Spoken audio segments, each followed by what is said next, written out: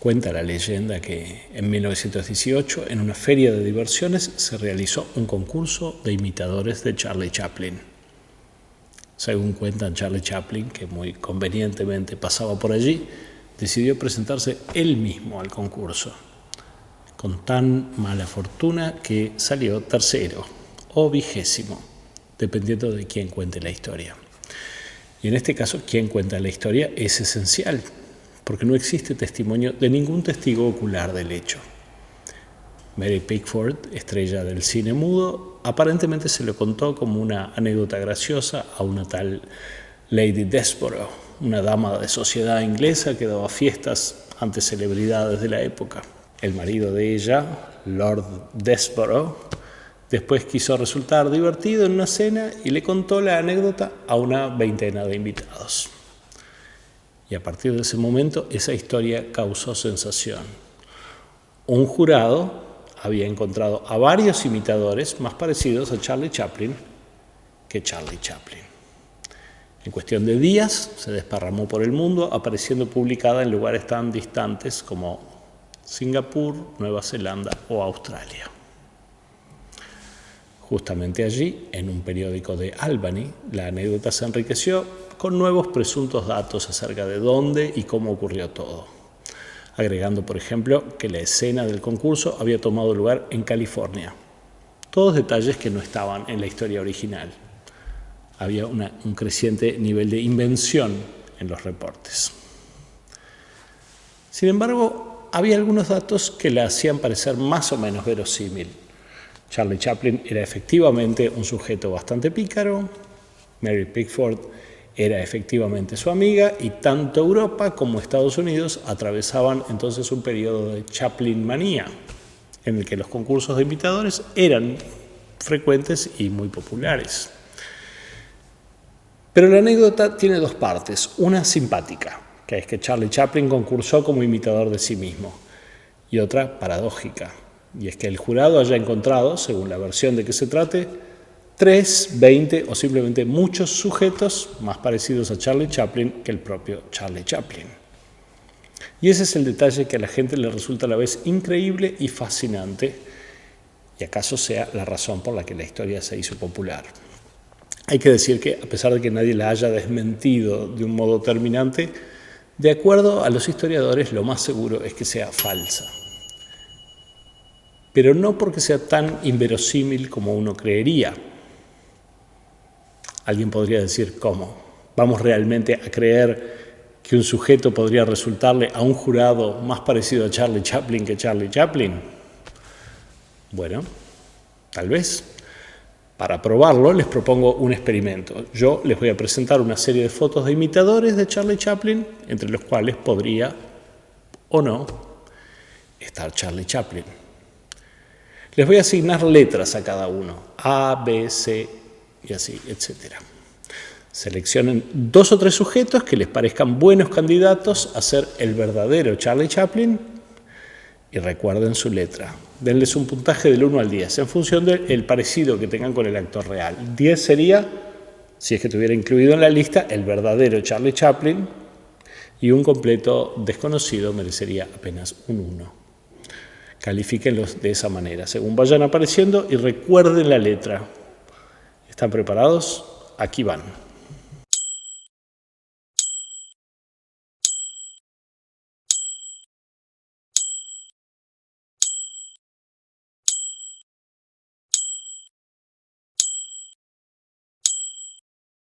No sé cómo resultaron sus puntajes, pero el único de la lista que debería haber alcanzado un 10 es el G, que de hecho es Charlie Chaplin. Si acaso alguien no le dio el puntaje más alto, podría decir, pero esto es trampa. ¿En qué sentido es trampa? Bueno, es que ahí Charlie Chaplin no parece Charlie Chaplin. ¿Cómo que no parece? Es Charlie Chaplin. ¿Cómo podría no parecerse a él mismo? Pero en realidad el que se queje tiene algo de razón. Porque en nuestra cabeza Charlie Chaplin no es solo estrictamente una persona. También es una especie de ícono. Uno que necesita, para alcanzar la condición de Charlie Chaplin, un cierto contexto, un conjunto de condiciones lumínicas, por ejemplo, que esta foto, por cierto, no tiene, y en cambio esta otra sí. Ese ícono que guardamos en nuestra cabeza se expresa mejor cuanto más reúna estas características. ¿Y por qué esto es importante? Es decir, ¿por qué estamos hablando de imitadores de Charlie Chaplin? Bueno, en realidad estamos intentando hablar de cómo nuestra percepción determina la forma en que nos vamos a relacionar con los datos, pero también con la información en un plano social, político, la forma en que construimos nuestro sentido de la realidad. Percibir supone decidir qué es esencial y qué es irrelevante. En el caso de un rostro, para saber que alguien es Charlie Chaplin, importa más esta sección del rostro, por ejemplo, que esta otra. Porque para entender rasgos, los bordes brindan información más diferenciada que las áreas uniformes. Un mapa de rasgos es esencialmente un mapa de bordes. Nos interesa más una ceja o el contorno de una cara que un punto en el medio mismo de la frente. Porque lo que está entre medio de los rasgos podemos declararlo irrelevante. Decir, por ejemplo, este trozo de pómulo es simplemente demasiado parecido al centímetro de al lado como para importarnos. A todo aquello que no ayude a identificar una cara o un objeto o una palabra o un sonido en particular, le llamaremos ruido. En la teoría de la información, el ruido es todo aquello que resulte indiferente a los efectos de identificar algo concreto. A esa disposición a pasar por alto la información superflua o redundante en beneficio de una mayor atención a aquello que es esencial para reconocer una imagen, le llamaremos compresión. A los innumerables tonos de blanco y gris claro que hay en esta zona sin rasgos diferenciables, los consideraremos como un solo bloque irrelevante y en nuestra cabeza lo veremos con el mismo desinterés con el que vemos la extensión azul que representa al mar en un mapa. Nos interesan más las islas, los continentes, las porciones de tierra. Y lo demás lo vamos a ver como una larga extensión indiferenciada. Más o menos así es que se produce la compresión de un JPG. 2 píxeles que tienen una variación indiferenciable para el ojo se van a considerar como uno solo, con lo cual se ahorrará un enorme espacio de almacenamiento. Pero no es solo una cuestión técnica. Saber identificar lo esencial y lo irrelevante para extraer información valiosa ha sido siempre la premisa de la percepción. Somos buenos los humanos identificando manchas. Podemos hacer esas inferencias a partir de poquísima información. Al tamaño adecuado, este grosero mapa de píxeles termina siendo, más o menos para todo el mundo, Abraham Lincoln. Por eso, por ejemplo, el maquillaje que usaba Charlie Chaplin en la pantalla estaba diseñado, como el de la mayoría de los actores del cine mudo, para que sus bordes más marcados se hicieran evidentes y el resto más o menos desapareciera. Intuitivamente, los encargados de fotografiar películas mudas sabían que, dada la pobreza de definición que tenía el cine en sus primeros años, convenía remarcar especialmente los contornos de las caras y los rasgos más salientes, una tradición que ya venía del teatro. Producían con el maquillaje y la iluminación una versión exagerada de lo que intenta hacer nuestra percepción, un mapa de bordes. Y dado lo habituados que estamos a ese mapa de bordes, cuando se trata de Chaplin, esta foto llena de sombras y áreas grises puede separarnos más de la imagen que tenemos en la mente que esta otra, en la cual el sujeto retratado es directamente otra persona. La foto real, en otras palabras, no es lo suficientemente exagerada. Esa exageración de algunas características en favor de un mayor reconocimiento no solo opera en la percepción de los humanos. En 1950, Konrad Lorenz, un zoólogo y etólogo austríaco, notó que algunas aves, unas que ponen huevos moteados, tenían una mucho mayor disposición a empollarlos si los huevos tenían su patrón de puntos muy exageradamente marcado, incluso si eran de otra especie o directamente falsos. Es decir, que el ave está tan dispuesta instintivamente a reconocer ciertos rasgos que cuando se presentan en exceso, el ave prefiere cuidar esos huevos mucho más moteados y desatender su propia descendencia en favor de un huevo de yeso, antes que a sus huevos, ya suficientemente familiares y reconocibles, prefiere unos súper reconocibles, aunque sean falsos, y por lo tanto su cuidado no le reporte ningún beneficio. El etólogo Nico Tinbergen, holandés, descubrió que los polluelos de una especie particular de gaviota, que tienen un punto rojo en el pico, identifican ese punto rojo como el lugar donde deben dirigir sus picos para recibir comida de la madre. Y se dio cuenta de que siempre que ese punto rojo estuviera presente, podía sustituir la cabeza de la madre por un señuelo de madera o incluso solo por un pico estilizado, sin cabeza alguna.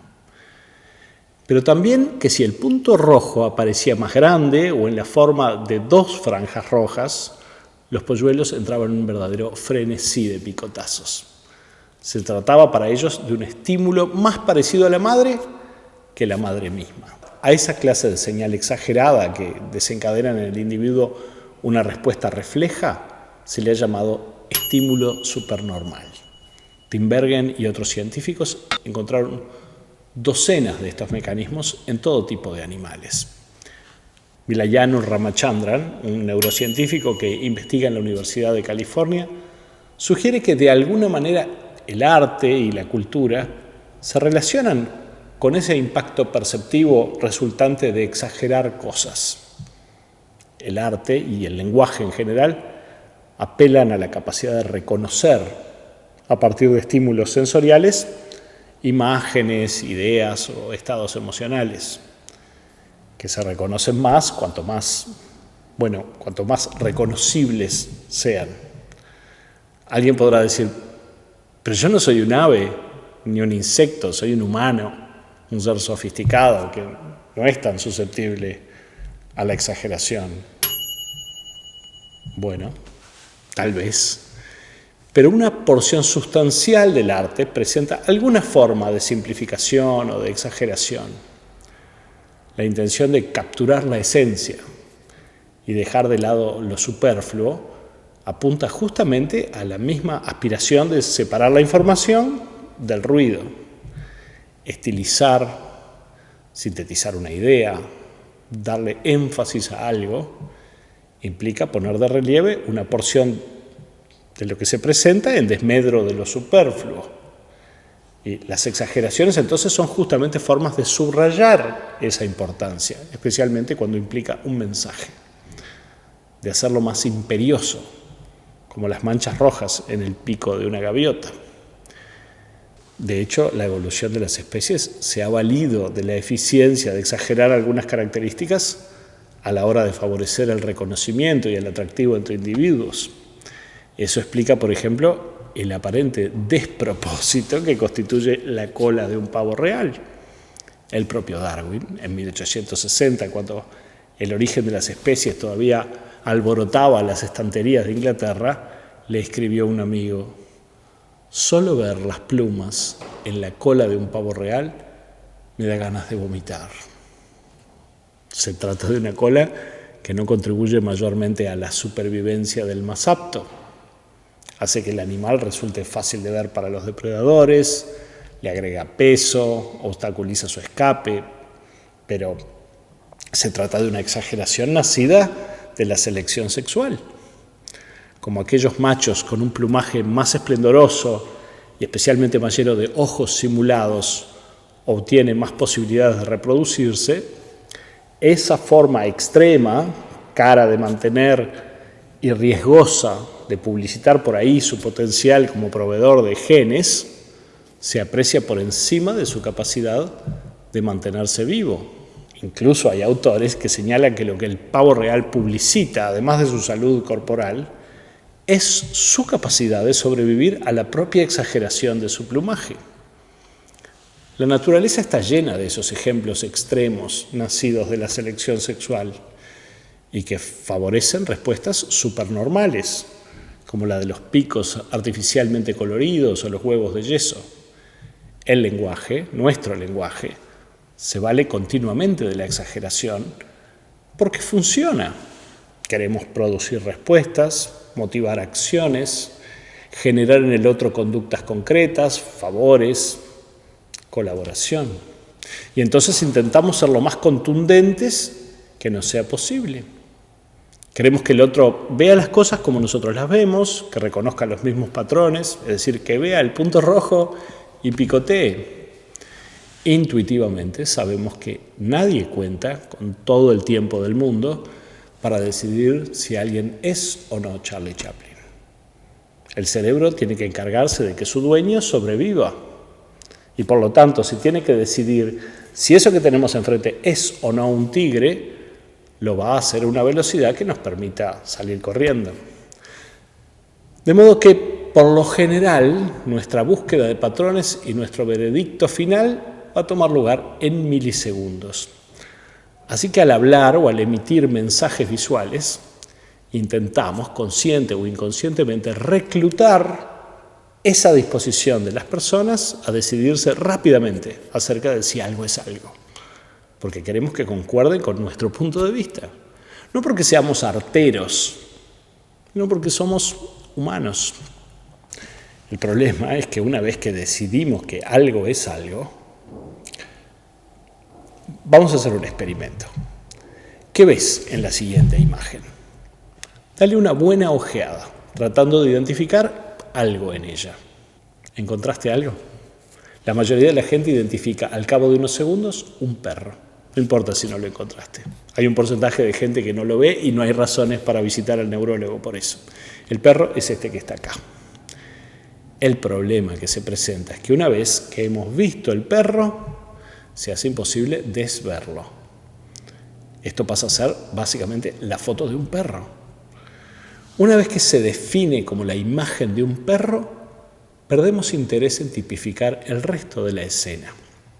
Hemos logrado extraer la señal del ruido, en este caso el perro.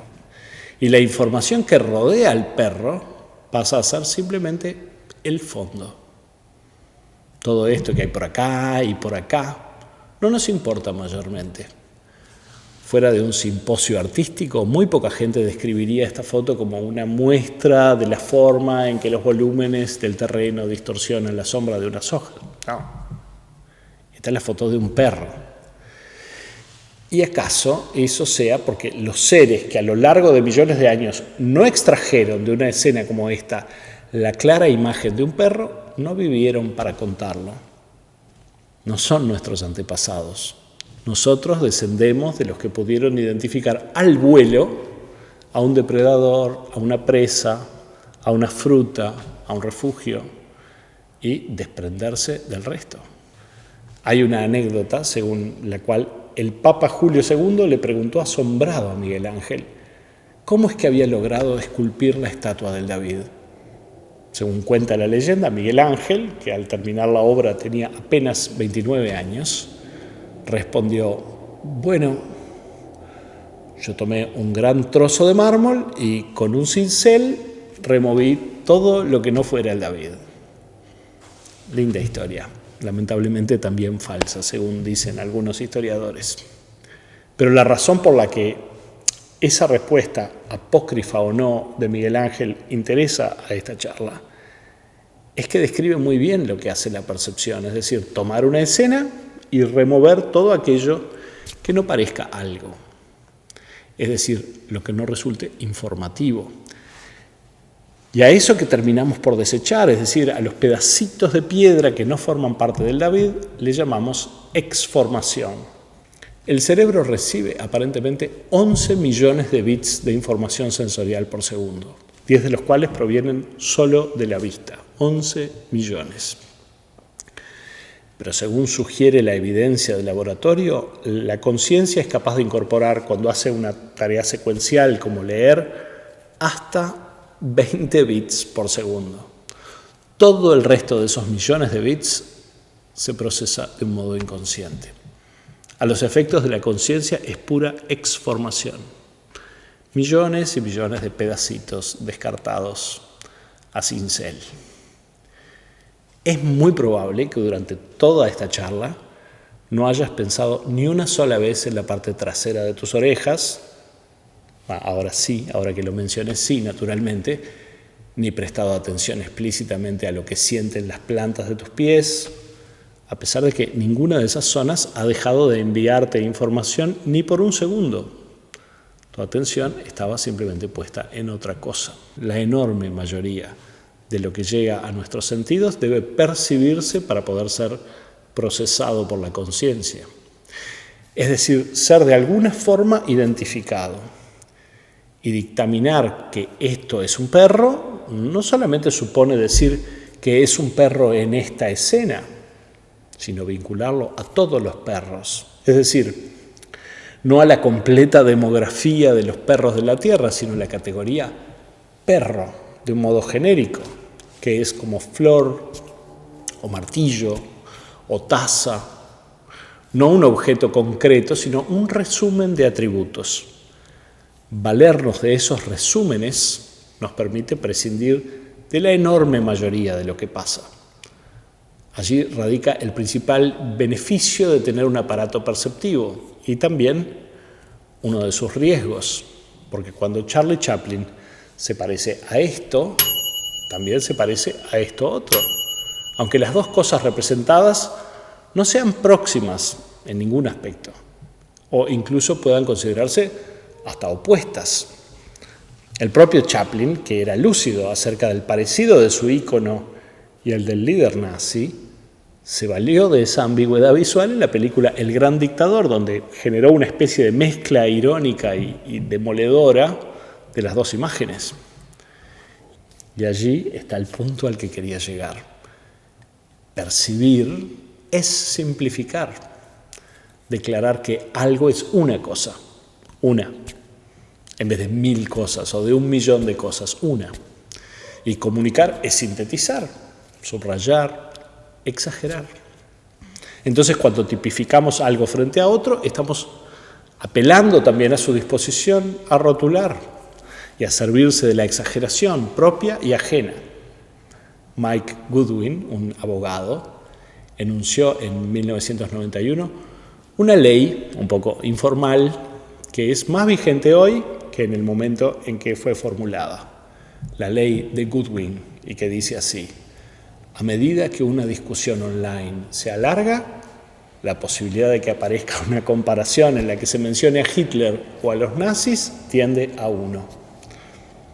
¿Por qué preferimos referirnos a las cosas, a los fenómenos o a las ideas en términos extremos? Bueno, porque tenemos una larga historia natural de simplificación, de exageración. Exagerar resulta a corto plazo provechoso, más allá de cuánto nos moleste en un plano moral. Porque una idea falsa que apela a nuestra respuesta emocional puede generar más picotazos que un pico verdadero, uno que venga cargado con comida de verdad. En las redes, por ejemplo, las ideas extremas generan más clics, más reacciones, más tiempo de pantalla y por lo tanto más exposición a publicidad. Son, en términos de sus réditos inmediatos, un buen negocio. Esa tendencia a formular lo que comunicamos en términos extremos también tiene un correlato en nuestra percepción de aquello que consideramos opuesto a nuestro pensamiento. En un experimento realizado recientemente por la Universidad de Nueva York, se le ofrecieron a 2.000 participantes cuestionarios extensos en los que caracterizaban tanto sus puntos de vista como las ideas políticas que ellos consideraban características de los votantes del partido opuesto al que ellos votaban. Si el participante era demócrata, debía caracterizar sus puntos de vista dentro de un cierto rango de temáticas y definirlos de los republicanos usando otro rango de los mismos parámetros. Y lo mismo para el caso de los republicanos. El resultado fue que la inmensa mayoría se consideraba más mesurada que sus oponentes, a quienes caracterizaban de una forma mucho más extrema que la correspondiente a sus propios cuestionarios. En otras palabras, cada uno consideraba al otro en términos mucho más extremos que sus propias definiciones. En la percepción de ambos grupos se producía un vaciamiento del centro que no se correspondía en absoluto con la realidad de sus opiniones. De alguna manera, a la inmensa mayoría le resultaba más cómodo concebir al otro de una forma exagerada. La definición en términos extremos se exacerba muchísimo cuando se opera no al nivel de la percepción individual, sino de grupos. Porque lo más difícil de hacer, sobre todo cuando no tenemos tiempo o cuando queremos rápidamente sentirnos unidos a un grupo unánime que declara sin la menor duda, esto es un perro, lo más difícil es detenernos, tomar la palabra y decir que bueno, también es un paisaje otoñal en el que parece que hay una fuente o señalar siquiera que la escena es ambigua. Porque en general no hay historias épicas construidas en torno a cuán cauteloso es un personaje, sino más bien a cuán intrépido. Pero es por eso que hay que recordar que estamos donde estamos, no solo gracias a 1 millón de raptos de intrepidez, sino también a innumerables actos de mesura. Durante esta pandemia, todos hemos recibido en nuestras pantallas centenares de invitaciones a identificar un culpable, una intención explícita, una conspiración concreta. Un perro, en otras palabras, una cosa con nombre, identificada, simple, dispuesta claramente para que la identifiquemos.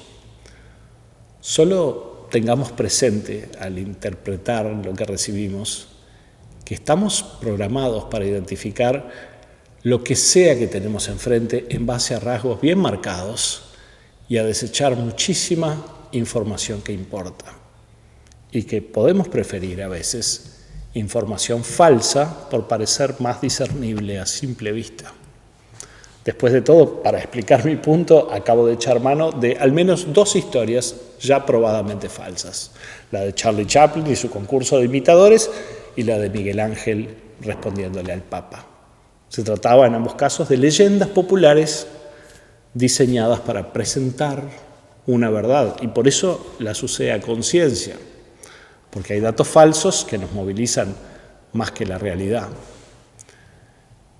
Pero justamente por eso es que hay que ser, en la medida de nuestras posibilidades, escépticos, ampliar lo más posible nuestra imagen de lo que pasa. Se dice más fácil de lo que se hace. ¿Qué quiero decir? ¿Quiero decir que no se puede opinar o sacar conclusiones? ¿Que no se puede participar de grupos que están convencidos colectivamente de algo?